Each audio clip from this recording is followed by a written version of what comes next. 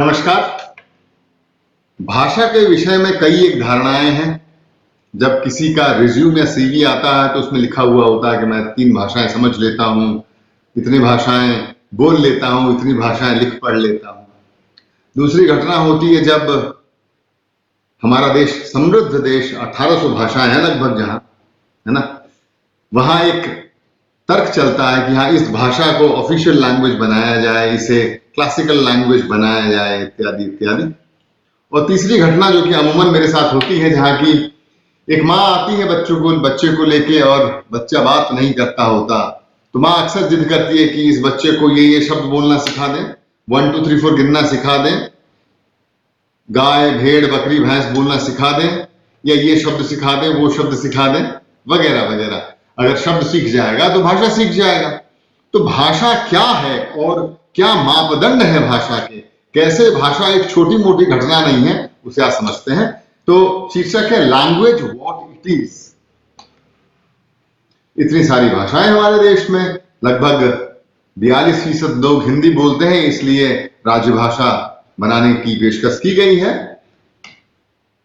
भाषा अगर आप देखें, इसकी टेक्निकल या इसकी अगर व्याख्या आप सुने, तो सबसे बेहतर व्याख्या जो कि वाक चिकित्सकों को अपने फर्स्ट ईयर में पढ़ाया जाता है, वो है ब्लूम एंड लाहे का क्लासिफिकेशन। तो ब्लूम एंड लाहे ये कहते हैं कि भाषा के 3 भाग होते हैं, अनिवार्य है। इन तीनों में से अगर एक भी ना हो तो भाषा संपूर्ण नहीं होता है। तो ये तीनों जहां मिलते हैं, ये बीच का हिस्सा बोलते हैं कि भाषा है। क्या है भाषा? भाषा वो चीज है जिसमें कि कुछ छोटे छोटे इकाइयां हों। सबसे छोटी इकाई जो कि मायने रखती है वो शब्द होता है, लेकिन शब्द बनते छोटे छोटे उच्चारणों से हैं। तो उन उच्चारणों को चाहे हम अक्षर बोले, चाहे हम फोनीम्स बोले अंग्रेजी में, तो वो फोनीम्स छोटी आवाजें या सिलेबल्स, जैसे कि हमारी भाषाओं में होती है, हिंदुस्तानी भाषाओं में होती है, उन्हें मिलकर बनते हैं शब्द। शब्द एक ढांचे में मिलकर बनते हैं वाक्य। तो हर शब्द हर तरह से नहीं जोड़ा जा सकता, इसलिए एक तरीका होता है जिससे कि शब्द जुड़ते हैं, और उसे हम व्याकरण बोलते हैं या सिंटैक्स बोलते हैं।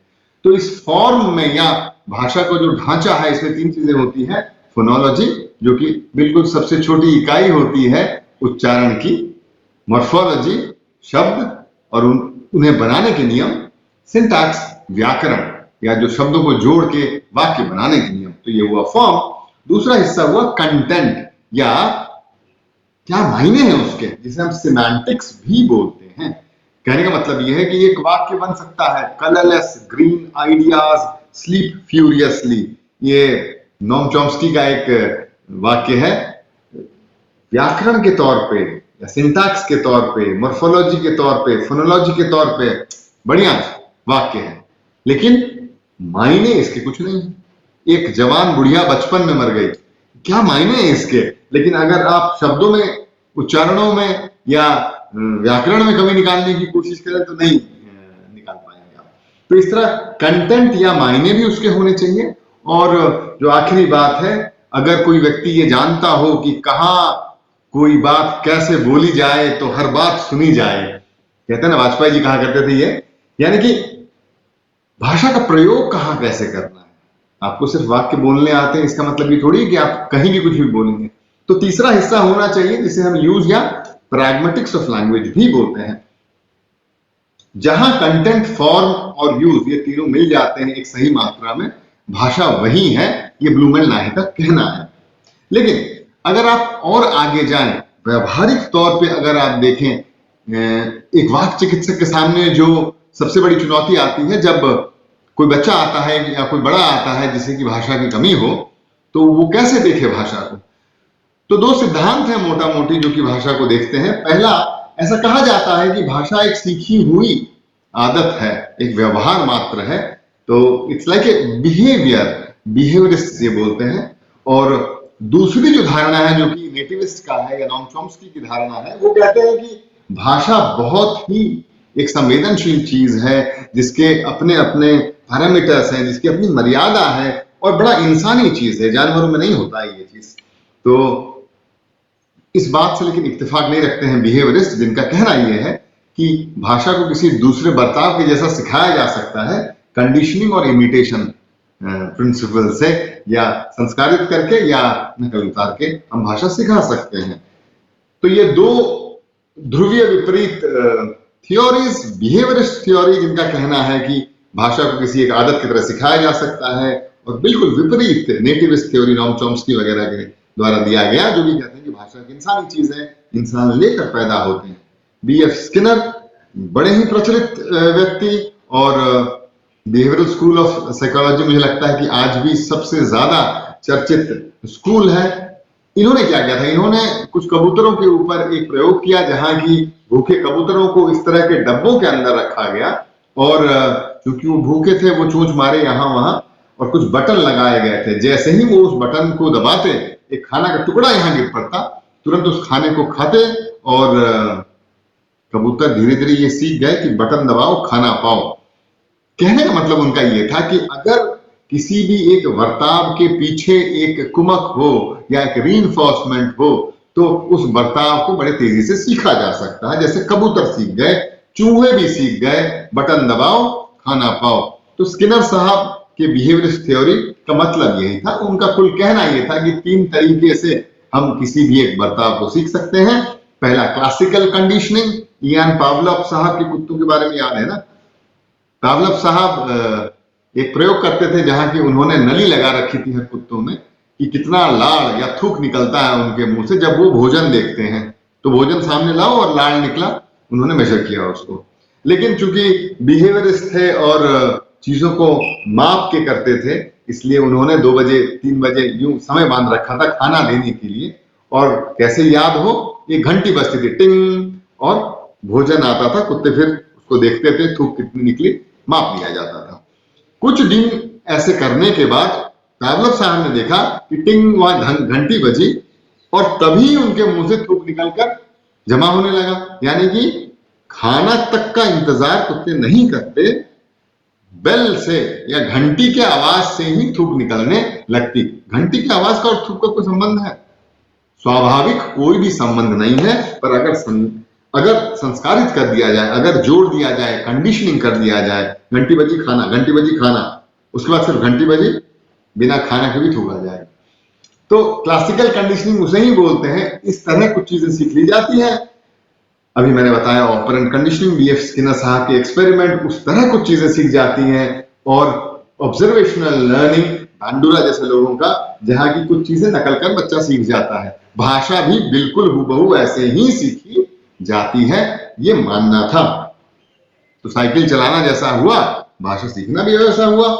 पर नॉम चॉम्स्की साहब, भाई 70 के दशक के सारे के सारे, नॉम चॉम्स्की साहब आए, मुस्कुराए और बोले कि बिल्कुल नहीं, भाषा सीखना अपने में एक इंसानी हुनर है। इंसान उस क्षमता को लेकर पैदा होता है, और ऐसी क्षमता, भाषा की क्षमता का पर्याय किसी भी जंतु में, किसी भी जानवर में नहीं पाया जाता। बाकी के बिहेवियरिस्ट बड़े नाराज हुए, बंदर और चिंपैंजी पाल लिए गए, और दावा किया गया कि उन्हें भाषा सिखाया जाएगा। यहां आप देख रहे हैं कि एक नॉम चॉम्स्की साहब ने बोला था ना, तो एक चिंपैंजी पाला गया जिसका नाम रखा गया निम चिम्स्की, चिढ़ाने के लिए निम नाम लिखा ना यहाँ पे, और उसे भाषा सिखाए जाने की ट्रेनिंग दी जानी शुरू हो गई। सिर्फ निम चिम्स्की ही नहीं था, और कई थे, जैसे कि बुआ नाम का एक चिंपैंजी भी पाला गया, वॉशो नाम की एक चिंपैंजी भी पाली गई, सारा नाम की एक चिंपैंजी भी पाली गई। इन सबों को मौखिक और सांकेतिक भाषा दोनों सिखाने की भरपूर कोशिश की गई, अलग अलग समय पर अलग अलग बिहेवियरिस्ट के द्वारा। आर्टिकल्स भी छपे वॉशो के ऊपर, लेकिन आखिर सारे जान गए कि ना, भाषा सीखना एक टेढ़ी खीर है और बड़ी बुद्धिमत्ता की आवश्यकता होती है, जो कि सिर्फ इंसानों के पास होता है। अभी हाल फिलहाल का एक नेशनल ज्योग्राफिक का डॉक्यूमेंट्री है जहां के टामरिन मंकीज, इन बंदरों के ऊपर प्रयोग किया जा रहा था। जैसे कि पहले के उदाहरण में दिखाए गए, इन्हें 2-2 साल, 2.5 साल, 3-3 साल भाषा सिखाया गया, लेकिन कुल मिला के 40 इशारों से ज्यादा कुछ ना सीख पाए सब। मौखिक भाषा तो संभव ही नहीं था। अगर सांकेतिक भाषा या ASL, अमेरिकन साइन लैंग्वेज, सिखाए जाने की कोशिश की गई, तो 40 संकेतों से ज्यादा नहीं सीख पाए। टैमरिंड मंकीज बिना सिखाए भी 38 अलग अलग तरह की आवाजें निकाल लेते हैं। 8 तरह के चर्प्स, 5 तरह के विसल्स, अलग तरह के ट्विटर्स वगैरह वगैरह, और साथ ही साथ जरूरत पड़ने पे कुछ आवाजों को जोड़ जोड़ कर भी इस्तेमाल कर लेते हैं। तो हम ये नहीं बोलेंगे कि वो फ्रेज लेवल और वर्ड लेवल में आ गए, नहीं नहीं नहीं। उदाहरण दिया उन्होंने कि अगर भोजन दूर हो तो एक तरह की आवाज, पहुंच गए और खाना हाथ में आ गया तो एक तरह की आवाज, दो बंदर लड़ रहे हैं, बच्चे बंदर लड़ रहे हैं और एक हार रहा है, एक अलग तरह की आवाज निकालेगा। मां दौड़ के दोनों को छुड़ा दी, एक अलग तरह का आवाज निकालेगा। सांप देखा, एक अलग तरह का आवाज निकालेगा। चील देखा, एक अलग तरह का आवाज निकालेगा। इस तरह से कई तरह के ट्रिल्स, चर्प्स, ट्विटर्स बंदर निकालते एक दूसरे से संप्रेषण करने के लिए। बड़ी बात है, ये जंगल का राजा शेर होता है। यहां ये चित्र खुद में इंटरनेट पे एक वायरल चित्र है जहां की अलग अलग तरह के मायने दिए जाते हैं, पर मैं इस चित्र को बड़ा सही मानता हूं, क्योंकि अगर शिकार करने का हिट रेट आप देखें कितने फीसद सक्सेसफुल होते हैं, तो शेरों का हिट रेट है 50%। यानी कि अगर वो 50 बार कोशिश करें एक शिकार को पकड़ने की तो 25 बार कामयाब होंगे, 100 बार करें तो 50 बार करें होंगे कामयाब। लेकिन चिंपैंजीज का जो हिट रेट है या चिंपैंजीज की जो क्षमता है शिकार को पकड़ने की, वो 100 में से 90% से ज्यादा की है। वजह सिर्फ इतना है कि ये चिंपैंजीज एक दूसरे के साथ संप्रेषण बांध लेते हैं और घात लगाकर शिकार कर सकते हैं। यानी कि संप्रेषण की क्षमता एक से अधिक लोगों को जोड़ने में काम आती है और जोड़ने के चलते बल कई गुना बढ़ जाता है। यही हुआ मनुष्य के विकास क्रम में। हमारे पूर्वज नियांडरथल मैन हुए, जिनसे क्रो-मैग्नन मैन बना। नियांडरथल मैन और क्रो-मैग्नन मैन उस समय 40,000 साल पहले एक ही साथ यूरेशिया महाद्वीप में उठते बैठते रहते थे, लेकिन नियांडरथल मैन को क्रो-मैग्नन मैन ने रिप्लेस आउट कर दिया। और नियांडरथल मैन की कुछ लक्षण तो हमारे शरीर में है जैसे क्रो-मैग्नन मैन के, पर नियांडरथल मैन सजीव ना बचा। कारण क्या था? नियांडरथल मैन, यहाँ खोपड़ी आप देख रहे हैं, बड़ी खोपड़ी है, लंबी खोपड़ी है, लंबी खोपड़ी है, बड़ी खोपड़ी है, यहाँ उठा हुआ खोपड़ी है, छोटी खोपड़ी है, ललाट दबा हुआ है, पर ये प्रीफ्रंटल कॉर्टेक्स इसके नीचे होता है ना, ये उभरा हुआ है। क्रो-मैग्नन मैन में क्षमता थी संप्रेषण की, भाषा की, जो कि नियांडरथल मैन में नहीं थी। इसलिए क्रो-मैग्नन मैन गुट बना लेता, शिकार घात लगाकर कर पाता, एक दूसरे के साथ संप्रेषित कर लेता अपनी बातों को, और कामयाबी बहुत ज्यादा मिल गई। इतनी ज्यादा मिल गई कि शारीरिक तौर से बलवान नियांडरथल मैन भी उसके सामने पस्त हो गया और विलुप्त हो गया। तो भाषा की क्षमता है, नॉम चॉम्स्की साहब ने स्पष्ट बोला, भाषा एक इंसानी क्षमता है। और 3 चीजें बता दी। पहली चीज बताया कि भाषा सीखने के लिए जो विशेष एरिया है उसे हम LAD या लैंग्वेज एक्विजिशन डिवाइस बोलते हैं। दूसरी बात बता दी यूनिवर्सल ग्रामर की, बोला कि किसी भी भाषा को सीखने की क्षमता बच्चा लेकर पैदा होता है। इसलिए आप हिंदुस्तान का पैदा बच्चा अगर अमेरिका चला जाए तो अंग्रेजी सीख जाए, फ्रांस चला जाए तो फ्रेंच सीख जाए, और मणिपुर चला जाए तो मणिपुरी सीख जाए, और उड़ीसा में अगर बड़ा हो जाए अमेरिका का बच्चा तो उड़िया सीख जाए। यानी कि उस बच्चे में यह क्षमता है कि किसी भी इंसानी भाषा को डीकोड या समझ ले, उस हद तक समझ ले कि उसके पूरे व्याकरण को समझ ले, उसके शब्दों के बनने के ढंग ढांचे को समझ ले, और उस भाषा को आपो-आप बिना किसी के सक्रिय सहयोग के सीख ले। इसलिए यूनिवर्सल ग्रामर की क्षमता LAD के अंदर होती है, जो कि इंसान का बच्चा लेकर पैदा होता है। पर विशेष बात यह है कि ये सारी क्षमता भाषा सीखने की एक क्रिटिकल एज या एक बहुत कम समय में ही सक्रिय होती है और उपलब्ध होती है। Language acquisition device temporal lobe और फ्रंटल लोब के इस हिस्से में था। नॉम चॉम्स्की साहब ने 1965 में इसे बोला, लेकिन 2001 में बोला कि हाँ पक्की बात ये है। ये क्रिटिकल एज की बात उन्होंने की। आप देख सकते हैं 1.5 साल होते होते भाषा सीखने की क्षमता खत्म हो जाती है। मैं भाषा की विशेषताएं बता रहा हूं। सीखने की क्षमता 1.5 साल तक खत्म हो जाती है। न्यूरोनल चेंजेस हो जाते हैं हमारे सेंट्रल ऑडिटरी पाथवे में, ब्रेन स्टेम में और कॉर्टिकल एरियाज में, ताकि उस समय अगर जो सीख लिया गया वो तो सीख लिया गया और उस रूप से वो ढांचा, हमारा न्यूरल स्ट्रक्चर बदल जाता है। अगर देर हो गई तो भाषा सीखने में बहुत कठिनाई होती है। देर से सीखी गई भाषा का अपना अलग ढंग होता है और आप भाषाएं सुनकर बोल सकते हैं कि अच्छा बंगाल से हो, अच्छा उड़ीसा से हो और अच्छा इस भाषा से हो, इस जगह से हो।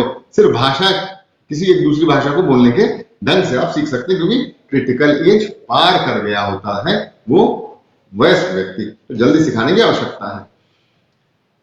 FOXP2 नाम का एक जीन है जो कि बताया जाता है कि भाषा सीखने और बात करने की क्षमता के साथ जुड़ा हुआ है और इंसानों में पाया जाता है। तो जेनेटिक कोड्स भी मिल गए हैं। अब याद रखने का बड़ा आसान तरीका, FOXP2 ये जीन है जो कि भाषा और बोलने की क्षमता के साथ जुड़ा हुआ है।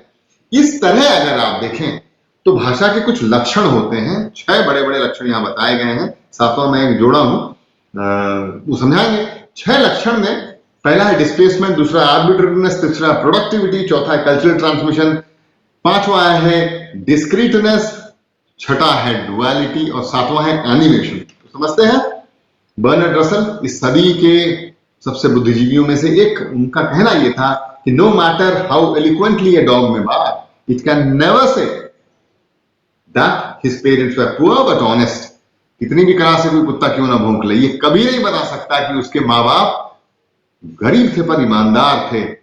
कुत्ता कभी भी बीते हुए कल, आने वाले कल के विषय में नहीं बोल सकता है। यानी कि कुत्ता अपने बच्चे को यह नहीं बता सकता कि उसके माँ बाप गरीब पर ईमानदार थे, क्योंकि उसकी जो संप्रेषण की क्षमता है भौंकने के माध्यम का, उसमें यह दम नहीं है कि कल को और आने वाले कल को बता सके। पहला लक्षण, इसी लक्षण को हम बोलते हैं डिस्प्लेसमेंट, या displacement of language refers to the ability of human language to communicate throughout time and across space. In animals language is primarily an exchange between stimulus and response. खाना दिखा, एक खास तरह का आवाज बंदरों ने निकाला, मालिक आया, कुत्ता पूंछ हिलाया। ये हमेशा मालिक के आने से, खाना के दिखने से जुड़ा होता है। यानी कि कुछ होता है तो उसके प्रतिक्रिया में भाषा होता है, आपो आप ये क्षमता नहीं आती। जसपाल भट्टी साहब नहीं रहे, लेकिन उनका एक शो हुआ करता था, फ्लॉप शो, और उनकी एक शो का लतीफा मुझे याद है। उस लतीफे में जसपाल भट्टी साहब पूछते हैं अपने सहयोगी को, अच्छा ये बताओ कि बीच को बीच क्यों बोला जाता है? ये समुद्र के किनारे का एरिया, बीच को बीच क्यों बोला जाता है? तो उनका सहयोगी बोलता है कि राजी, बीच जो होता है ना, वो समंदर एक तरफ और रास्ता एक तरफ, उसके बीच होता है, इसलिए उसे बीच बोला जाता है। चुटकुल्ला के हिसाब से बहुत बढ़िया है, लेकिन भाषा के लक्षणों में से एक लक्षण होता है आर्बिट्रेरीनेस, यानी कि जो शब्द बोला जाता है उसका कोई सीधा संबंध नहीं होता उस वस्तु से। उदाहरण के तौर पे, जैसे कि मैं अगर इसे फूल बोल रहा हूं, उस फूल शब्द का इस कपड़े के रंगीन टुकड़ा, जिसको कि एक विशेष ढंग से बनाया गया है, उसके साथ कोई संबंध नहीं है। अंग्रेजी में इसे फ्लावर बोला जाता है सिर्फ इसलिए क्योंकि ग्रेट ब्रिटेन के पूर्वजों ने शायद सोचा कि इसे फ्लावर बोलना चाहिए और हमारे पूर्वजों ने सोचा कि इसे फूल बोलना चाहिए। बस आर्बिट्रेरीनेस, ये दूसरा लक्षण है भाषा का। कोरोना वायरस की महामारी, संक्रमण फैला हुआ है, नई चीज है, दिसंबर के महीने में आ गई चाइना से, लेकिन नया शब्द हमने दे दिया ना। तो नई घटनाओं को नई तरीके से बता पाना, ये क्षमता भाषा की ही है। बंदरों में, और इस क्षमता को प्रोडक्टिविटी या नोवेलिटी भी बोलते हैं, बंदरों में मैंने बताया लगभग 40 के नीचे के मौखिक इशारे होते हैं या संप्रेषण करने के तरीके होते हैं। उसमें से एक है, अगर वो चील देखे तो खास तरह से आवाज करेगा, और अगर सांप देखे पेड़ पे चढ़ता हुआ तो खास तरह से आवाज करेगा। एक प्रयोग किया गया जिसमें कि एक बहुत बड़ा एलईडी स्क्रीन लगाया गया, इस तरह का एलईडी स्क्रीन सामने लगाया गया और एक एनिमेशन प्रस्तुत किया गया जिसमें कि एक चील जैसा पंछी उड़ रहा है जिसका कि एक मोटा लंबा पूंछ है सांप के जैसा। बंदर यहां वहां चीखते रह गए, दौड़ते रह गए, छुपते रह गए, लेकिन कोई ये ना बोल पाया कि सामने एक ऐसा जीव दिख रहा है जो दिखने में और उड़ने में तो चील जैसा है, पर जिसकी जो पूंछ है वो सांप के जैसी है, ये नहीं बोल पाया। यानी कि जो भी सिंबल्स हैं बंदरों के पास, उन्हें जोड़ा एक नए मायने में नहीं जा सकता। इसी को बोलते हैं प्रोडक्टिविटी। तो humans are continually creating new expressions and novel utterances by manipulating their linguistic resources to describe new objects and situations. This property is described as productivity or creativity or open-endedness or novelty of language. It means that the potential number of utterances in any human language is infinite. The communication system of animals are limited. For example, crickets have only 4 signals to convey any message and velvet monkeys have 36. मैं दूसरा उदाहरण novelty या productivity का, मैं जो वाक्य बोल रहा हूं, क्या आपने कभी जिंदगी में पहले सुना था? बिल्कुल नहीं सुना था। इस कॉम्बिनेशन में, इन शब्दों के जोड़ से, इस परिप्रेक्ष्य में मेरे द्वारा बोले जाने वाला ये वाक्य पहला और आखिरी है शायद। लेकिन आप बड़े आसानी से इसे समझ पा रहे हैं, मैं बड़े आसानी से इसे बोल पा रहा हूं। मतलब इसके पीछे कोई एक सूत्र है, कोई एक फॉर्मूला है जो कि मैं जानता हूं, जो कि आप जानते हैं, और वही सूत्र है भाषा का सूत्र। तो भाषा में तीसरी विशेषता है प्रोडक्टिविटी की। जानवरों से जानवर इंस्टिंक्टिवली पैदा हो जाते हैं, आपो आप पैदा हो जाते हैं। मतलब छोटे पंछी होते हैं, उनको अगर आप दूसरे पंछियों को उनके माँ के साथ रखें ना रखें, जैसे उनका उम्र होगा, वो एक तरह का गाना गाएंगे, एक तरह का घोंसला बना देंगे एक उम्र में। यानी कि रिफ्लेक्सिव, इंस्टिंक्टिवली वो जन्मजात सीख कर वो चीज पैदा होते हैं। लेकिन इंसान का बच्चा भाषा सीख जाता है आस पड़ोस से, और भाषा सीखने की क्षमता लेकर तो पैदा होता है, पर जब तक बाहर से उद्दीपन ना आए, स्टिमुलस ना आए, भाषा नहीं सीखेगा। इसलिए आसपास के कल्चर का बहुत बड़ा रोल है। इसलिए भाषा कल्चरली ट्रांसमिटेड बोला जाता है। The process whereby language is passed from one generation to the next generation is described as cultural transmission. For example, if an infant born in Korea is adopted by American parents, the child will be able to speak fluent American English in US while his or her physical appearance would be Korean. But this never happens in animals. The general pattern in animal communication is that creatures are born with a set of specific signals that are produced instinctively. Janmajat. Though they can understand other animal signals in a very vague way, they can never adopt to other animal signals. For example, some giraffes in a meadow with some zebras, when the giraffes give a warning cry if they see a lion getting ready to attack them, zebras can understand this signal and run away. But the zebras will never cry and communicate with the giraffe as they do amongst themselves. यानी कि इंसान का बच्चा ही इंसान का भाषा सीखता है अगर वो उस भाषा के इन्वायरमेंट में पलता बढ़ता है। Culturally transmitted. निएंडरथल मैन की खोपड़ी और इंसानों की खोपड़ी, फर्क आप देख सकते हैं। क्या फर्क है इसमें? यह हिस्सा इसमें उभार आ गई है, इसलिए फ्रंटल लोब इधर आ गया है, दबा हुआ है, खोपड़ी लंबी है, गले के अंदर का जगह फारिंग्स छोटा, फारिंग्स बड़ा, लारिंग्स हमारा नीचे चला गया है।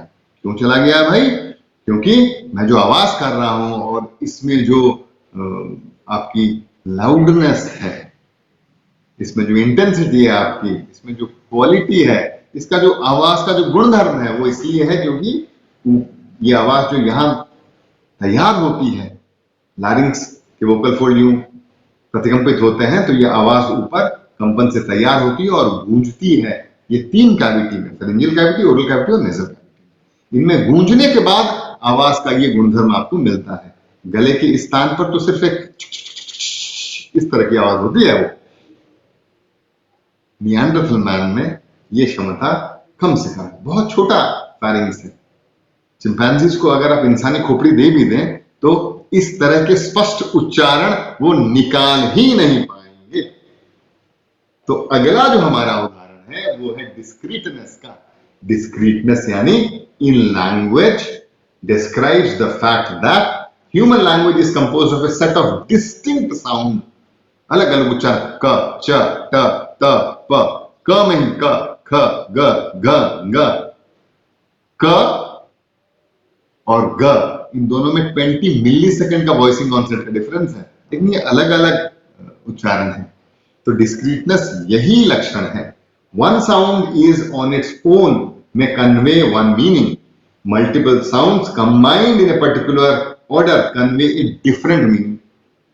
Even repeated sounds have a particular meaning. यानी कि उच्चारण तो अलग अलग हमारे होते ही होते हैं, उन उच्चारणों को एक ढंग से अगर आप मिला दें तो वो एक विशेष तरह का शब्द बन जाता है, और शब्दों को एक ढंग से मिला दें तो वो एक विशेष तरह का वाक्य बनता है जिसके एक विशेष मायने होते हैं, उसे डिस्क्रीटनेस कहते हैं। अगला लक्षण डीओजी डॉग, इसे अगर पलट दो तो जीओडी गॉड हो जाएगा, यानी कि वही उच्चारणों को या वही साउंड्स को अगर आप प्रमोटेशन कॉम्बिनेशन कर दें तो कर सकते हैं नए नए शब्द बनाने के लिए। कुत्ता ये नहीं कर पाएगा, भौ भौ करता है तो वो उफ या उस तरह की कॉम्बिनेशन है, BHO अगर है OHB या HBO, इस तरह की आवाजें नहीं निकाल सकता कुत्ता। तो जो डुअलिटी का लक्षण होता है वो सिर्फ इंसानी भाषा में होती है। मान लीजिए मैं बोल गया और आप उसे लिख गए, फिर आप उसे पढ़ दें तो वही बोला वो वापस आ जाएगा। ये लक्षण सिर्फ इंसानी भाषा में होती है, इसे डुअलिटी बोलते हैं। डुअलिटी यानी कि at one level of language there are discrete sounds and at another level there are discrete meanings. You can combine the letters G, O and D in two different ways, God and dog, and those two words mean different things slash sounds differently even though they are comprised of the same sounds. But a dog does not know when it barks B-O-W, bow, bow, that it is a combination of individual sounds B, W and A, and hence the dog cannot combine these sounds into wap, wap or BWA, BWA. तो ये duality का जो लक्षण होता है ये सिर्फ इंसानी भाषा की ही क्षमता है। और आखिरी चीज कविता, ड्रामा, एनिमेशन जिसे हम बोलते हैं, भाषा वो क्षमता देती है कि आप गाना गा सकें, आप गीत लिख सकें, आप काव्य लिख सकें और आप मंच पे किसी एक चीज को प्रकट कर सकें नाटक के माध्यम से, है ना। तो ये क्षमता सिर्फ भाषा ही देती है। पोएट्री एंड अदर टेक्स्ट, इनमें फर्क बताया गया है, यानी कि भाषा वो क्षमता है जिसमें कि आप अपने भावों को भी अभिव्यक्त कर सकते हैं, सिर्फ विचारों को नहीं, आपके भाव भी अभिव्यक्त हो जाते हैं। ये खास बात है।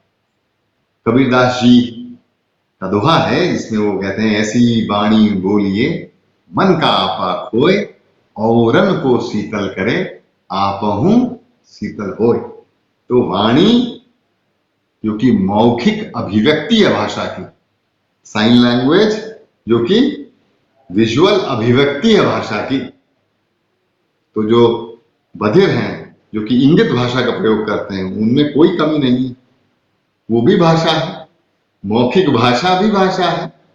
लेकिन वो भाषा कैसी होनी चाहिए, उसका गुणधर्म होना चाहिए कि वो खुद को भी शांत करे, दूसरों को भी शांत करे। यानी कि भाषा में सिर्फ अभिव्यक्ति की क्षमता नहीं होती है अपने विचारों की, वो भावों को भी ले जाता है और खुद में भी पवित्र भाव लाने के काम आ सकता है। इस तरह भाषा वो क्षमता है जो कि पशुओं को मनुष्यों से अलग कर देता है। तो कोई छोटी चीज नहीं है भाषा। भाषा एक बहुत बड़ी देन है, एक बहुत बड़ी विकास क्रम में गुणात्मक उपलब्धि है, जिसे कि हमें और बेहतर करना चाहिए ताकि ज्यादा से ज्यादा हम लाभ ले सकें इस क्षमता का। बहुत बहुत धन्यवाद।